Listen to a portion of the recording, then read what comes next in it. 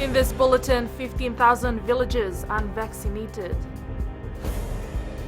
Maritime islands remain a concern. And breach of health measures.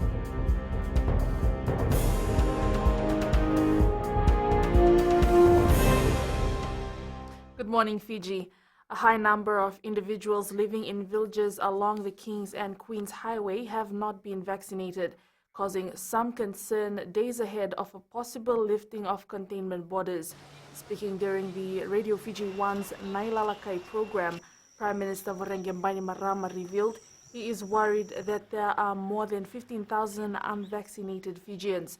The figure was collated by the Itauke Affairs Ministry during visits to villages, and Bainimarama says the Health Ministry, together with other government agencies, are carrying out robust awareness on the need to get the jab to save every Fijian from the virus. Those of you who haven't got the vaccination will face a lot of challenges. The fact of the matter is that we have lost a lot of lives to COVID-19 because they haven't got the jab.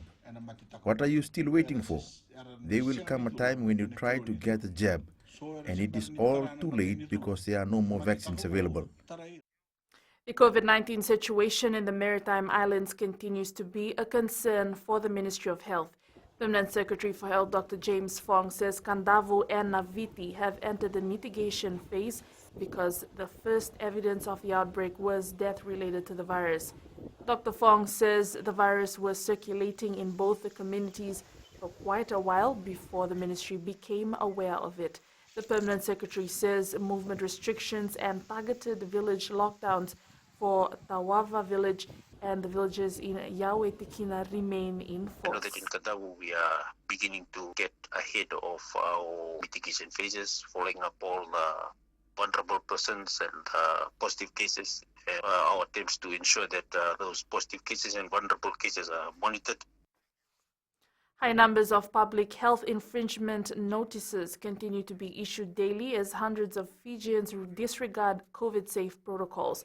Police Commissioner Brigadier General Sitiven Ngiliho says this is concerning as such behavior will only slow down our road to recovery.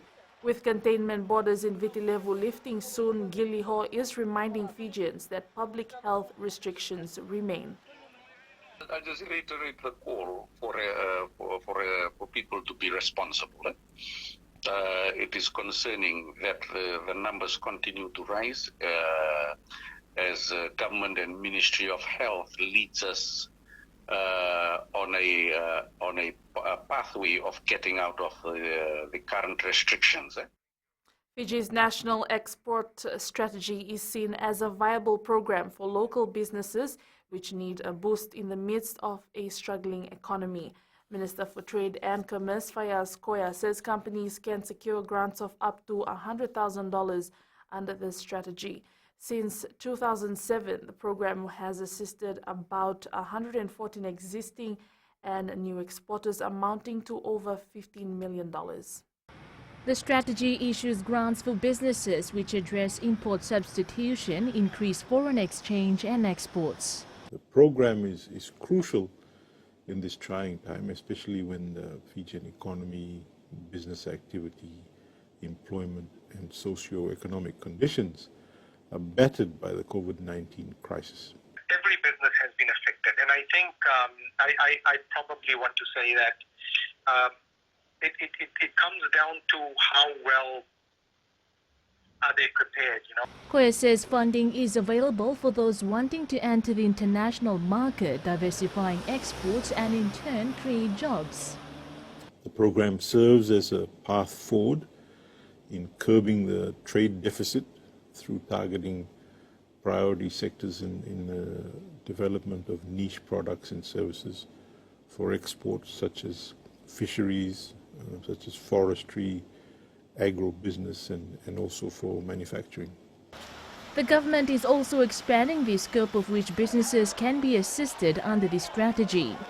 We also encourage applications from micro, small and medium enterprises, MSMEs, or businesses owned and operated by our youth or women that are exporting or are on the verge of exporting.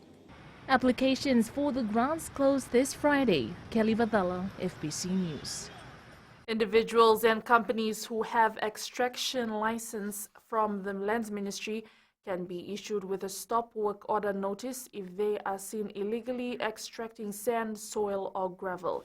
Ministry of Lands Assistant Director Josefa Vunya Matana says there are other enforcement agencies that can come in to prosecute those that are found to be breaching the relevant acts and policies associated with sand and gravel extractions.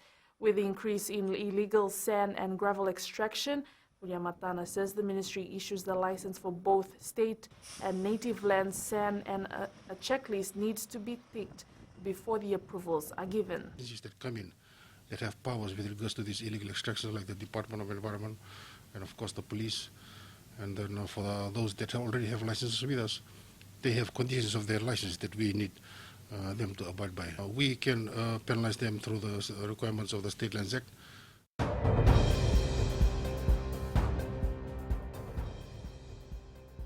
And to our latest COVID-19 update for today, Fiji recorded 128 new COVID-19 infections for the period ending at 8 a.m. yesterday. 90 cases are from the West and 38 cases from the Central Division. There were no new COVID deaths reported by the Ministry of Health in the past 24-hour period. Fiji has recorded 48,916 cases since April this year. There are now 12,814 active cases with 35,272 recoveries in total. The COVID-19 death toll now stands at 535. The vaccination campaign also continues around the country. As of the 11th of September, 97.1% of the target population have received at least one dose, and 58.2% are now fully vaccinated nationwide.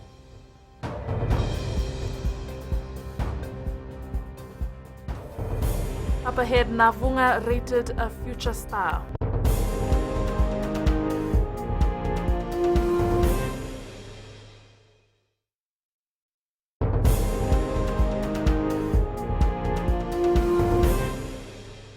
Welcome back. Andi Vakombao School sprint queen Naomi Navunga is one of Fijiana head coach Sayasi Fuli's recent finds.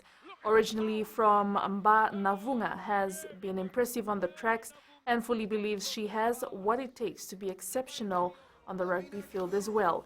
Fijiana coach Sayasi fully believes Navunga is one of the future stars of women's rugby in Fiji.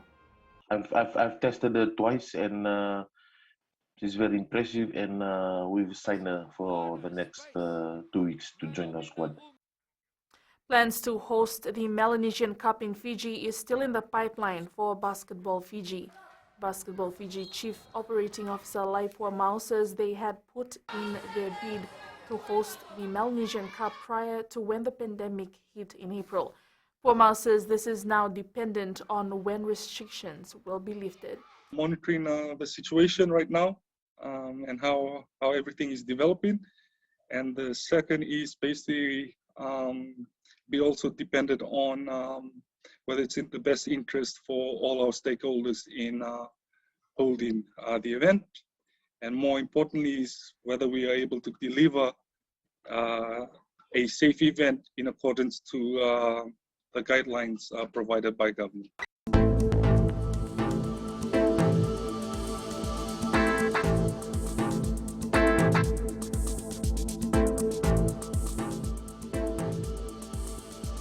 The weather, occasional showers, heavy at times, and a few thunderstorms over Viti Levu, Yasawa, and Mamanuca Group, Kandavu, Taviuni, Lau, and Lomai Viti Group. Elsewhere, some showers and isolated afternoon or evening thunderstorms, showers expected to ease from tonight. That's FBC Morning News. Join us at 7 p.m. for our major bulletin. For news you can trust, get the facts from FBC's TV, radio, and digital news at fbcnews.com.fj. Take care and good morning.